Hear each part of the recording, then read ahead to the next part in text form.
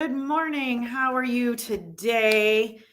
Guys, this is going to be part two of what I talked about yesterday. And there may even be a part three. I'm just going to see how it all plays out because this is kind of a long drawn story as it's been drawn out over 20 some years. It really started back in the beginning. And, I'm just kind of trying to give you the timeline and the layout. So, this is not something that I figured out and I fixed within a few months or years or whatever. Okay. So, guys, before I jump into my story, though, remember you can win things with me. If you just want me, ask me about my journey. Maybe you're feeling the same way that I was feeling and would like to know how to get from point A to point B. Happy to help you out. All you have to do is like the video that you're watching, and then I'll draw for that on Tuesday. Guys, that also reminds me I will not be on Monday because Monday is a holiday. So I will be spending some time with my family.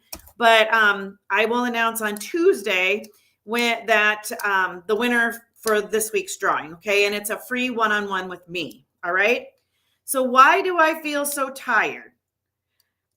Putting the puzzle pieces together. This is kind of where it all, so I'm going to kind of back up, just give you a little highlight here, and then we're going to move forward. Okay.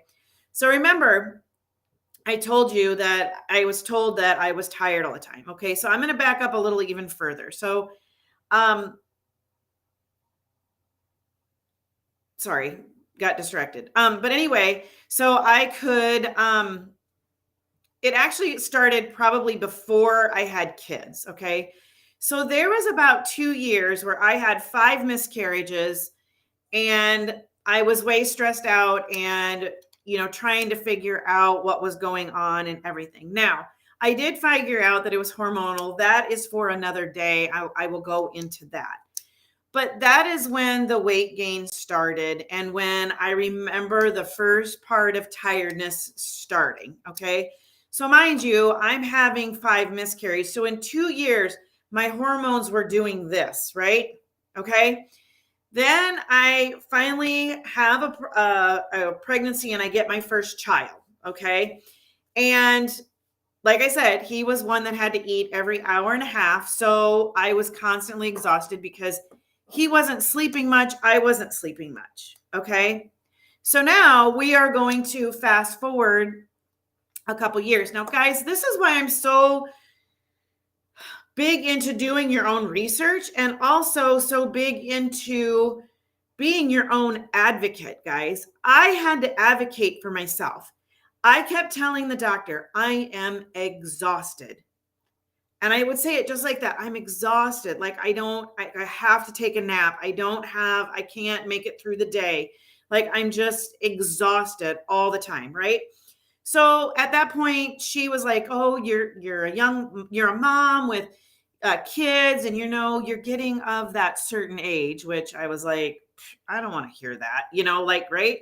So anyway, she goes, you are a little bit older of a mom. So, you just don't bounce like everybody. And those were the excuses that I heard.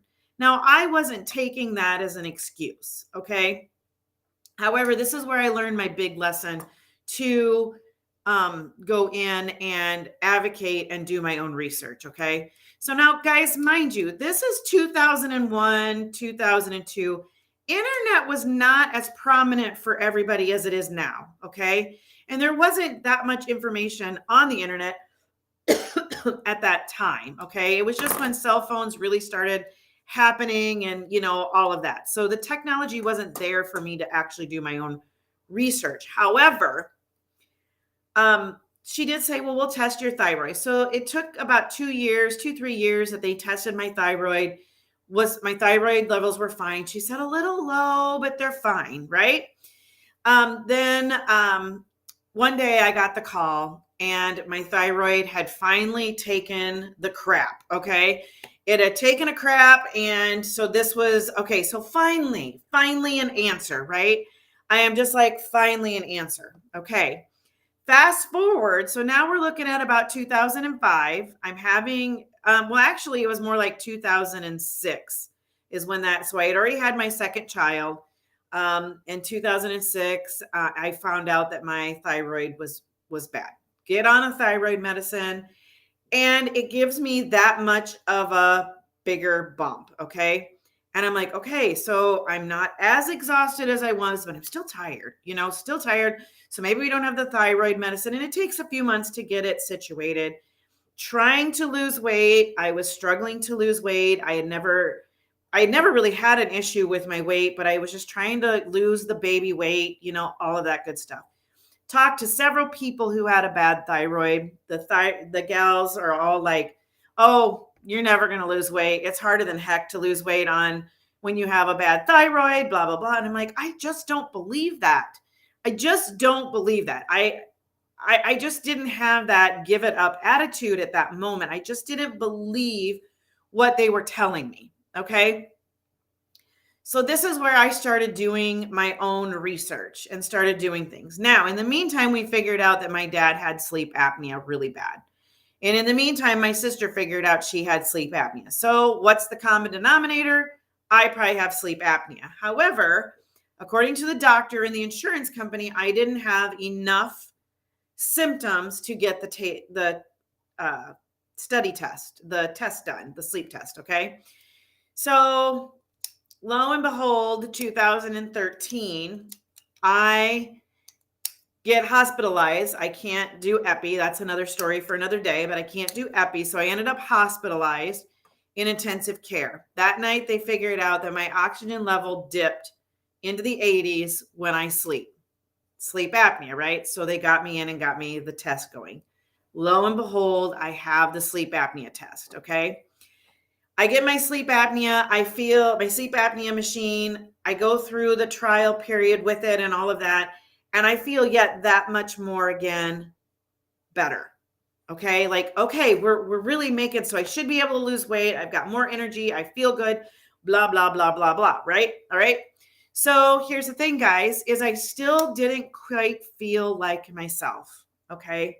I was having anxiety attacks. I still wasn't able to lose any weight. I would go down and pop right back up. And I just had this belly. I still have the belly. I've just always had this belly since I've had the kids. Right.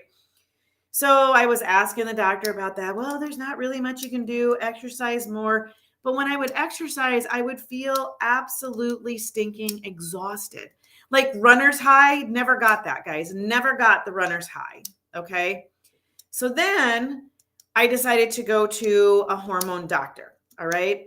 She got me on natural thyroid meds, and that helped greatly. The anxiety was pretty much gone. Okay. However, I still was really tired when I would work out. So we talked about that. She tested me, figured out I have what they call Hashimoto's. Okay. Change the diet, change all of that. Okay.